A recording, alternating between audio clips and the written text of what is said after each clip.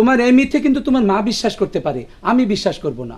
আর ভবিষ্যতে কোনোদিন যদি এরকম ঘটনা ঘটে, সেদিন কিন্তু আমি তোমাকে ক্ষমা করব না, কিছুতে ক্ষমা করব না। চলো তো মা, ভালো লাগছে না, খেতে দেবে, চলো।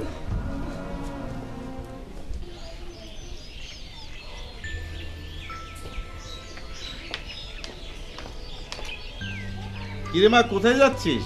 বাবা আমি কলেজে যাচ্ছি। একটু দেখে শুনে যাস মা। আচ্ছা বাবা, আমি কি তোমার এখনো সে ছোট্ট জুলি আছি? এখন তো আমি অনেক বড় হয়ে গেছি। সব সময় শুধু বলে দেখে শুনে যাস, দেখে শুনে যাস। মা বাবার কাছে সন্তান কি কখনো বড় হয়? তুই জুলি, সেই ছোট্ট জুলিটি আমার কাছে আছে। ও বাবা, এখন তো আমি কলেজে পড়ি, তবুও তোমার কাছে আমি ছোট। আচ্ছা ঠিক আছে, তুই এখন অনেক বড় হয়ে গেছিস। যা মা, তোর কলেজের দেরি হয়ে যাচ্ছে। আচ্ছা বাবা, তাহলে এখন আমি আসি। আমার লক্ষ্মী বাবা।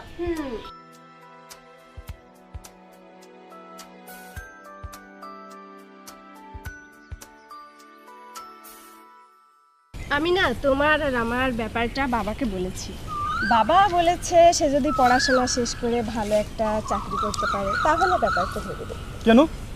যারা চাকরি না করে ভালো ব্যবসা করে তাদের কি সংসার চলে না? ও যে তুমি বিষয়টা অন্যভাবে নিচ্ছ কেন? সব বাবা মাই চায় তার সন্তান সুখে থাক।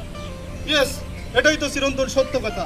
যারা চাকরি না করে ওই বড় ব্যবসা করে কিংবা বস্ত্র মালিক হয়, তাদের মেয়েরা কি সুখে থাকে না? সরি, আমি বিষয়টা বাবাকে সব বুঝিয়ে বলবো।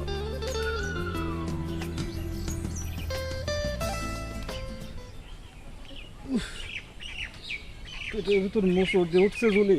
বলো কি, চলো বাসায় ফিরে যাই, আজ আর কলেজে যাব না। না না জুলি, আমি সকালে বাথরুম করিনি তো, তাই একটু প্রবলেম হয়েছে। তুমি যাও, আমি একটু পরে আসছি, ঠিক আছে? আমি কিন্তু তোমার জন্য অপেক্ষা করব। আচ্ছা, তুমি আমার এই বইগুলো নিয়ে যাও, আমি পরে আসছি।